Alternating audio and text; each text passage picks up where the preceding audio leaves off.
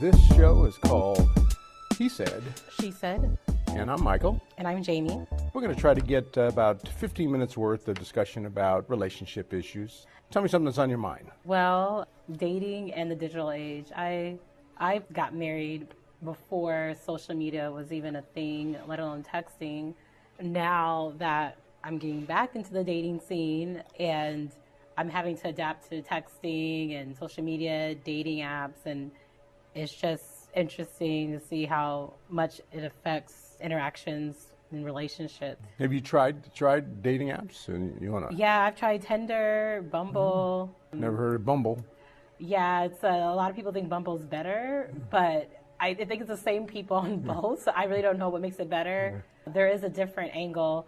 Bumble, the girl has to initiate the connection first. That's the way it always seems to be. But what I find with Tinder, a lot of people just swipe right for everybody. And I think that guys are just trying, it's like shaking a tree and just seeing what falls out. Let me just rewind it for just a second. First off, do you think that dating apps are honest? Do you think that the people who sign up for a dating app are honest at all? Well, I think generally people aren't honest anyway, so I don't think the dating app makes much of a difference.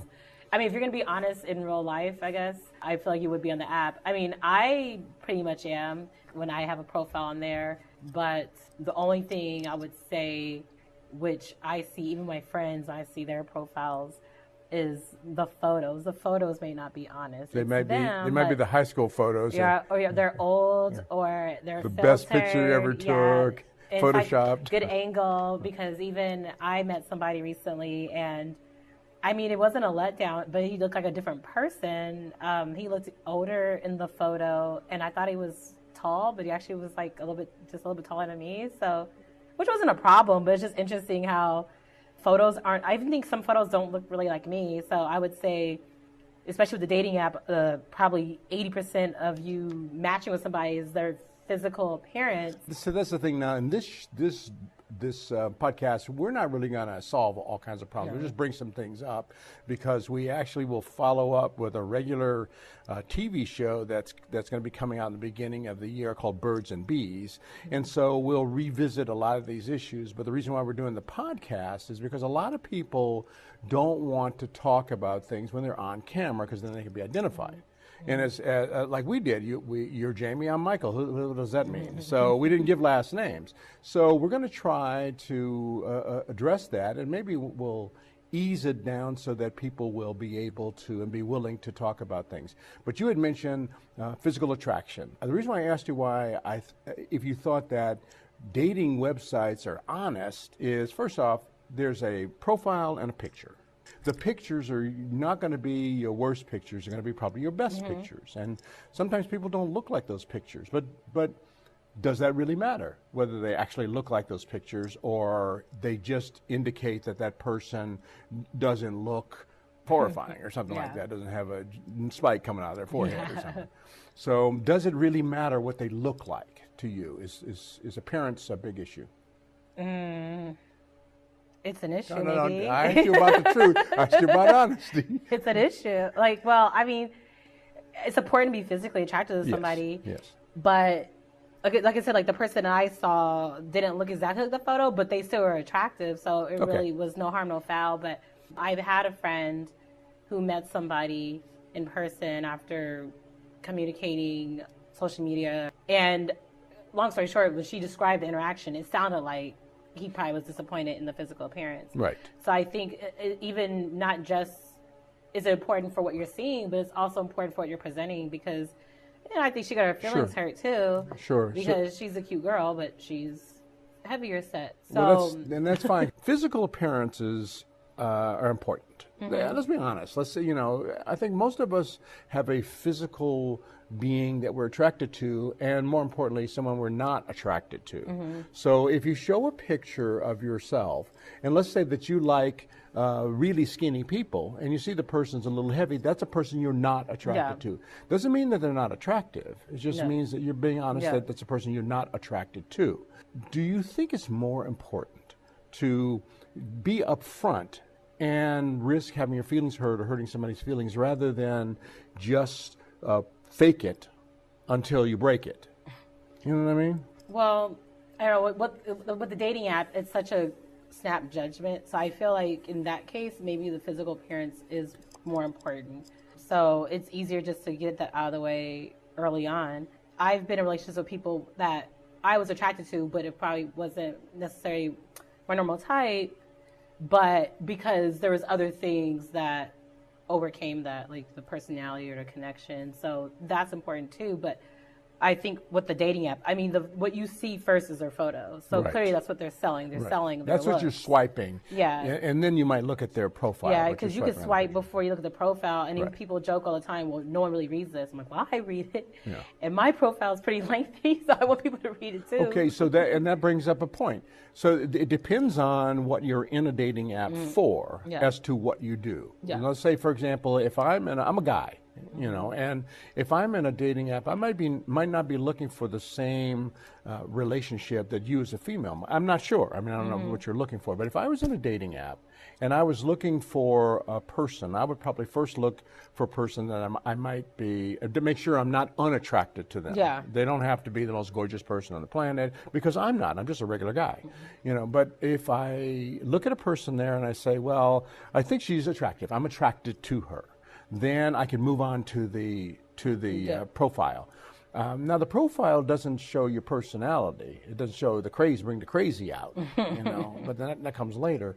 But it does show what you might be interested in, whether or not you're a sedentary person or an active person or a thinker or a non-thinker or whatever. So if you're in a dating app, do you think, based on your experience, do you think that women are in dating apps to find that lifelong mate, or to develop a pool of people from which they can choose a lifelong mate? Well, it's funny. I think that, like I was just talking to a friend yesterday, I think with girls, anytime they meet any guy, I think that's always the thought. It's always, is this a potentially gonna be my husband? Sure. Like, no matter what, first date, anything. So even though they may not be going on the app to look for that, because that's really not realistic, but I think that thought always crosses their mind. I think this is the way we think, whereas a guy, I think, is just, you know, is she pretty? And right. You That know, might actually scare a guy away. You get on the app right away and you respond, you swipe right for accept? Yeah. You swipe right and say, hey, when can we set the wedding date? Yeah. And he might run to the left. Yeah. You know. I mean, really, and the reputation for the app is they're just looking for a hookup anyway. So I think people are going for two different things. So whereas the woman may put a lot in their profile and read the guy's profile, I could tell that, like, when a guy hasn't looked at mine, because there's certain things that they may say. I'm like, oh, well, clearly you didn't read that.